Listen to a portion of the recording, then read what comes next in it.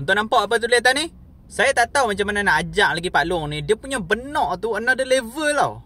Sebelum saya ulas, saya nak minta kepada tuan-tuan yang tengok video ni, jangan lupa untuk share dan repost video ni kepada seramai mungkin rakyat Malaysia, biar semua orang tahu betapa benaknya Pak Long ni. Dan jangan lupa untuk follow saya sekali, okey?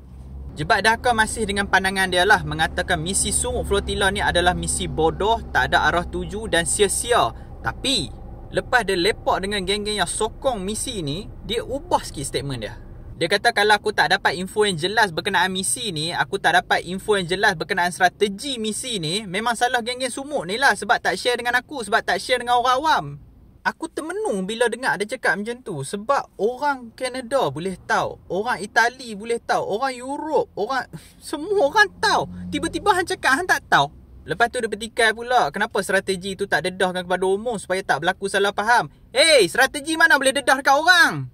Hang dulu masa dalam askar, hang dedah dekat musuh kau. Oh, kita mula akan serang kat sini. Kalau tak boleh, kita pergi kot sini. Kalau tak boleh, kita pergi kot belakang. Macam tu kah?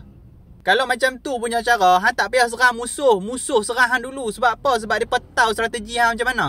Takkan benda simple macam tu pun hang tak boleh nak fikir. Kata bekas askar, siap ada orang cakap bekas Special Force lagi. Special Force pula bapak apa macam ni, tak boleh nak fikir. Satu lagi aku nak pesan sebelum hang buat video tu, baca-bacalah dulu, cari-cari dulu info berkenaan isu tu lah. Sebab nanti kalau orang cok hang pala tahu, payah. Jadi apa pandangan tuan-tuan berkenaan isu ni? Jangan lupa untuk komen dan jangan lupa untuk follow saya sekali, okey?